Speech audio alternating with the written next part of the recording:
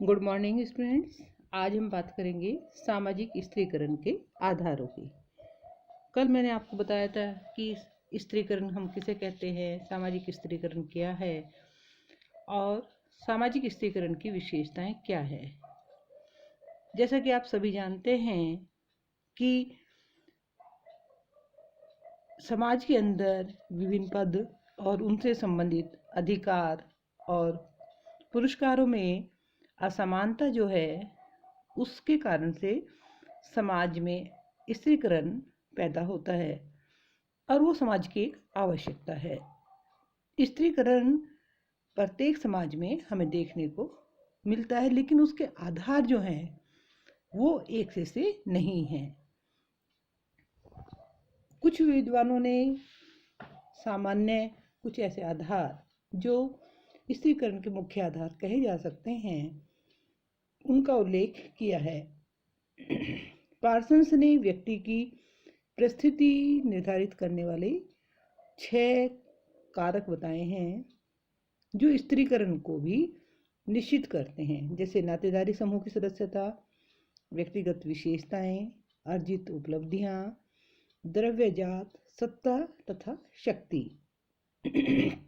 Sorokin तथा weber ने स्त्रीकरण के 3 आधार बताए हैं, जैसे आर्थिक आधार, राजनीतिक आधार और व्यावसायिक आधार, जबकि कार्ल मार्क्स केवल आर्थिक आधारों को ही महत्वपूर्ण मानते हैं और इसके आधार पर वो समाज में 2 प्रकार के वर्गों की बात करते हैं, जैसे पूंजीपति वर्ग और श्रमिक वर्ग। स्त्रीकरण के सभी आधारों को हम मुख्य रूप से 2 भागों में बांट सकते हैं, एक प्राणीशास्त्रीय आधार, दूसरा सामाजिक और सांस्कृतिक आधार। प्राणीशास्त्रीय आधारों की जब हम बात करते हैं तो इसका अर्थ है कि समाज में व्यक्तियों और समूह की उच्चता और निम्नता का निर्धारण प्राणीशास्त्रीय आधार पर भी किया जाता है। और प्रमुख प्राणीशास्त्रीय आधारों में जैसे लिंग, आयु, प्रजाति और जन्म आदि को हम ले सकते हैं।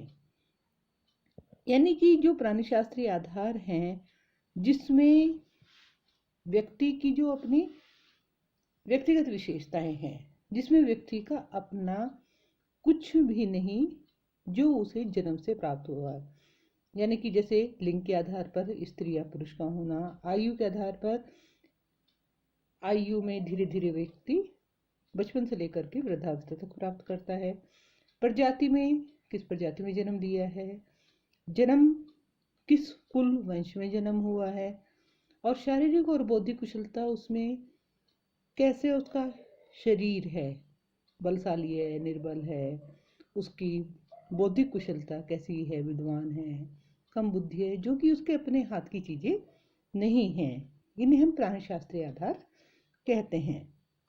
जैसे लिंग के आधार की हम बात करते हैं तो लिंग के आधार पर आप जानते हैं कि स्त्री और पुरुष 2 होते हैं और समाज में स्त्री और पुरुषों के रूप में जो स्त्रीकरण हमें देखने को मिलता है वो सबसे अधिक प्राचीन है। लगभग सभी समाजों में पुरुषों की स्थिति स्त्रियों से ऊंची मानी जाती रही है और कई पद ऐसे होते हैं जो केवल पुरुषों के लिए ही निर्धारित हैं। तो इस तरह से स्त्री और पुरुषों के आधार पर जो अंतर है वो उसके आधार पर कुछ अधिकार पुरुषों को प्राप्त होते हैं, स्त्रियों को प्राप्त नहीं होते। हालांकि वर्तमान समय में इन चीज़ों को धीरे धीरे कम किया जा रहा है।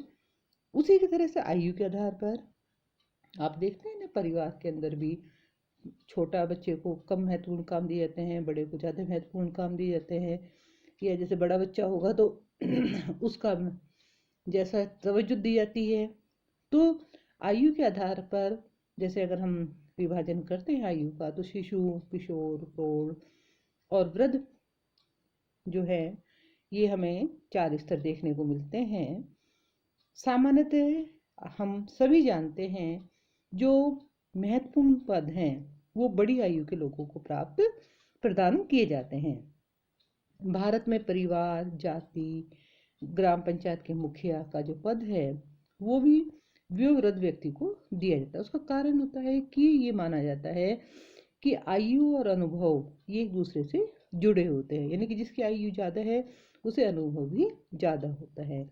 इसलिए जो उत्तरदायित्व के जो कार्य हैं वो किसको दिए जाएंगे? बड़े व्यक्ति को, अनुभवी व्यक्ति को, वयोवृद्ध व्यक्ति को दिए जाते हैं। उसके अलावा प्रजाति प्रजाति के आधार पर भी सामाजिक स्त्रीकरण समाज में देखने को मिलता है। कहाँ? जहाँ एक से अधिक प्रजातियां साथ साथ रहती हैं और जिस प्रजाति के लोग शासन और सत्ता में होते हैं, संपन्न होते हैं, वो प्रजाति अपने को दूसरी प्रजातियों से श्रेष्ठ मानती है। उसी तरह से जन्म के आधार पर भी, कि जन्म भी सामाजिक स्त्रीकरण उत्पन्न करता है। जो लोग उच्च कुल में, वंश और जाति में जन्म लेते हैं वे अपने को दूसरों से श्रेष्ठ मानते हैं, या जो जैसे जो सत्ता में हैं या जिनका समाज में स्थान ऊंचा है उसमें उनका अपना कोई लेना देना नहीं, लेकिन जन्म उसमें हुआ है तो वो लोग ऊंचे माने जाते हैं या अपने को ऊंचा समझते हैं। उसी तरह से शारीरिक और बौद्धिक कुशलता है कि वर्तमान समय में सामाजिक परिस्थिति को निर्धारण करने का जो एक कारण है, आधार है, वो शारीरिक और मानसिक कुशलता, योग्यता के आधार पर भी हमें देखने को मिलता है कि जो लोग अकुशल हैं, पागल हैं, आलसी हैं, अयोग्य हैं, उनका स्तर उन लोगों से नीचा होता है जो बुद्धिमान हैं, परिश्रमी, मेहनती हैं, हष्ट-पुष्ट हैं, कुशल है। तो इस तरह से हमें सामाजिक स्त्रीकरण में शारीरिक और बौद्धिक कुशलता भी देखने को मिलती है। सामाजिक स्त्रीकरण का आधार के रूप में शारीरिक और बौद्धिक कुशलता भी देखी जाती है। ये नहीं कि मतलब जन्म उसमें कुल में हो गया तो आपका स्थान हो जाए, एक बार के लिए हो सकता है, लेकिन जिस व्यक्ति में शारीरिक कुशलता और बौद्धिक कुशलता ज़्यादा होगी वो उन महत्वपूर्ण पदों को प्राप्त कर सकता है जो आवश्यक नहीं है अन्य व्यक्ति प्राप्त कर सके, और उसके आधार पर उसे समाज में एक स्तर जो है वो प्राप्त होता है। उसके अलावा सामाजिक और सांस्कृतिक आधार, दूसरा जो बताया प्राणी शास्त्रीय आधार पहला बताया, और दूसरा सामाजिक और सांस्कृतिक आधार।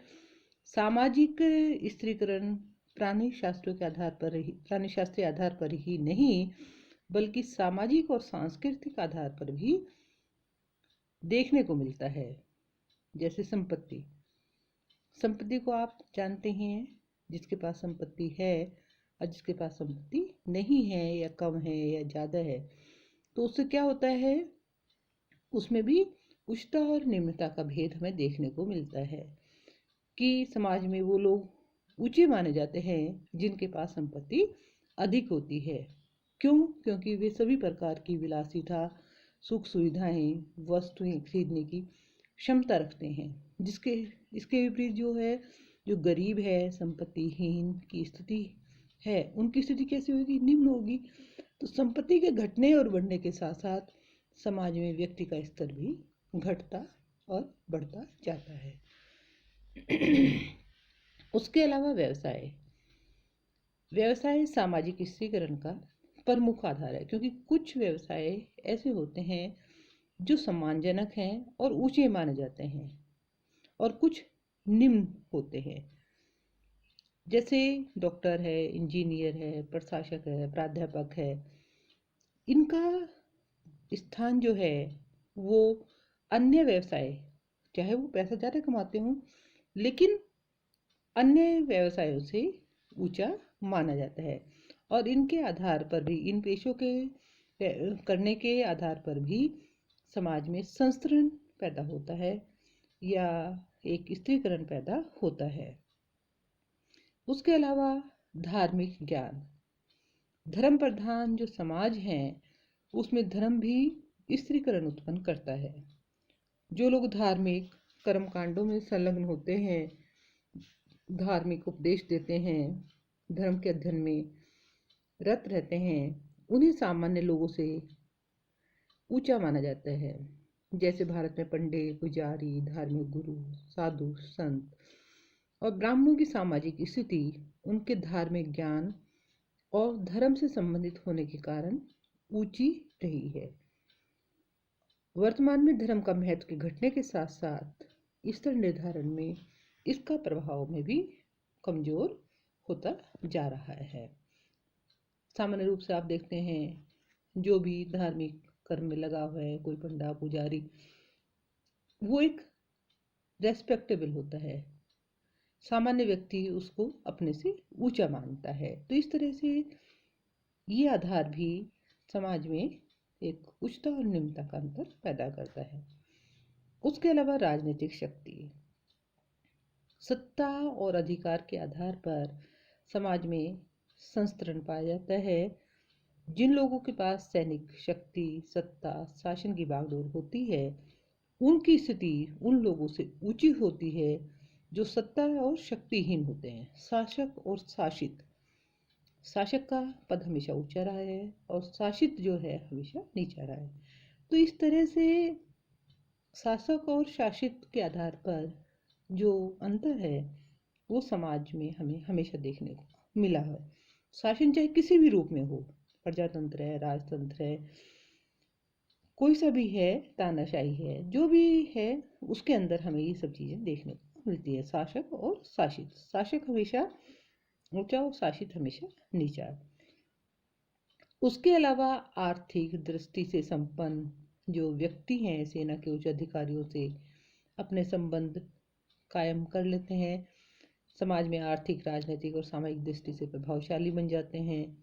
दूसरी तरफ वे लोग होते हैं जिनके आर्थिक, राजनीतिक और सामाजिक प्रभाव कम या के बराबर होता है। तो ये भिन्नता भी जो है वो सामाजिक स्थिरीकरण को पैदा करती है।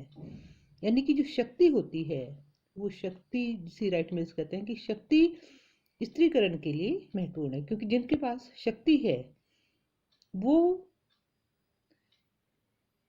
उच्चता के स्तर में कायम हो जाते हैं, क्योंकि वो सभी लोगों से शक्ति के आधार पर, चाहे वो आर्थिक दृष्टि से संपन्न व्यक्ति हो या राजनीतिक दृष्टि से संपन्न हो, उसके आधार पर उनका स्तर जो है वो अन्य लोगों से, जो कि इनके पास आर्थिक, राजनीतिक और सामाजिक प्रभाव कम है या उनका नहीं है, तो उनके कंपैरिजन में जिनके पास आर्थिक और राजनीतिक शक्ति है उनका स्थान समाज में सामान्य रूप से उन लोगों से ऊंचा हो जाता है। धन्यवाद।